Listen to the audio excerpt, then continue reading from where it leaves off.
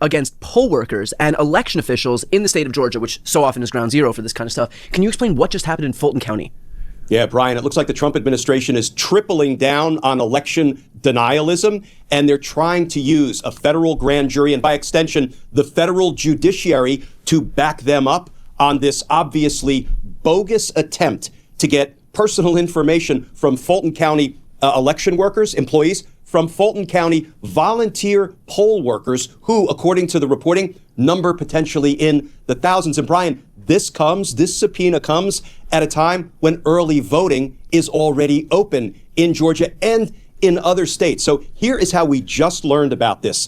Fulton County filed what's called a motion to quash, and it is public. Grand jury subpoenas are not public, so we knew nothing about this until Fulton County election authorities just filed this motion to quash. That's a fancy word for trying to convince a judge that the subpoena that Trump's DOJ issued for all of this information is flat out unlawful. There is no legal basis for it. So, Brian, here's the backstory. Some months ago, somehow the DOJ convinced a magistrate judge, a low-level federal judge in Georgia, to allow them to seize all of the Fulton County ballots. And it looks like, when we learned more about what was behind the affidavit seeking a search warrant, seeking permission from a judge to seize all these Fulton County voting ballots from 2020, it looks like it was based on, what we all know are debunked election interference claims. So it looks like that federal magistrate sort of had some egg on his face, at least based on the reporting. But here we go again, because now the Trump administration officials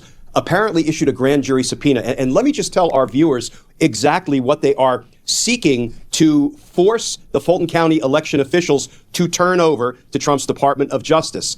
The names, positions, email addresses, personal telephone numbers for 10 categories of Fulton County election workers. And this comes at a time, according to the reporting, when election workers fear for their personal safety. And this subpoena would also apply to volunteers, temporary poll workers, and even bus drivers who operated a mobile voting location, according to the motion to quash, the motion to throw out this subpoena that was just filed by Fulton County election officials. And now we're going to see probably some robust litigation where DOJ will try to persuade the judge, no, this is all on the up and up. We're actually investigating election interference in the 2020 election. Put a pin in that date, 2020, that year. We'll come back to it in a few minutes.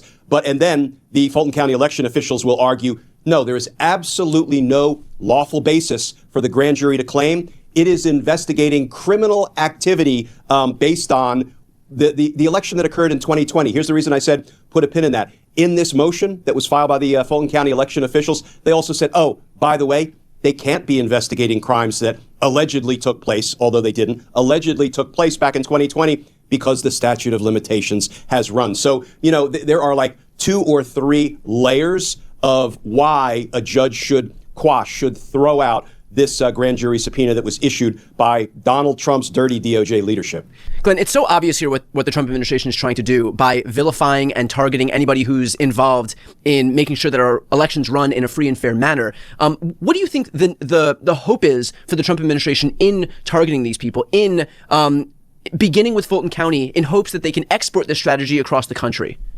Brian, before I turn to what I believe is going on here, let me quote Rob Pitts. He is the chairman of the Fulton County Election Commission. And here is what he said about this subpoena. He said, this is obviously designed to harass. It's designed to intimidate and chill participation, not only by voters, but by election workers and volunteer poll workers. And he said flat out, this is another example of Donald Trump misusing the powers of the Department of Justice to go after his perceived enemies, to go after old grievances and allegations that have long since been debunked. I mean, our viewers will undoubtedly remember that, Trump-affiliated, Trump-associated, Trump-loyal lawyers launched something like between 60 and 65 legal challenges, court challenges of the results of the 2020 election, and they were all shot down by federal judges coast to coast. Not to mention, Donald Trump's own executive branch officials said there was no fraud undermining the results of the 2020 election. So, Brian, I believe that what's really going on here is an effort to keep people from going to the polls, right? Just instill as much fear and intimidation regarding the uncertainty of what the feds might do if I vote, or if I volunteer to work the polls, or if I am a Fulton County election worker proper, an employee of Fulton County. This is intimidation. This is harassment, and this is an effort to suppress and undermine. Okay, so I want to talk about the remedy, the pushback here. But before I do, just a quick note for anybody who's watching. If you appreciate our coverage of legal news, I'm going to ask that you subscribe to both of our channels. It's completely free to subscribe, but a great way to support our work and independent media. So I'm going to put those links to both of our channels in the post description of this video. If you're not yet subscribed, please do us a favor and hit subscribe. Glenn, in terms of the remedy here, if you're arguing this in court, what do the Fulton County election officials say to be most persuasive in convincing a judge that what's happening here is what we all can see is happening here, which is that the administration is trying to target yet more election infrastructure in an effort to ultimately be able to interfere in the election as we head toward midterms?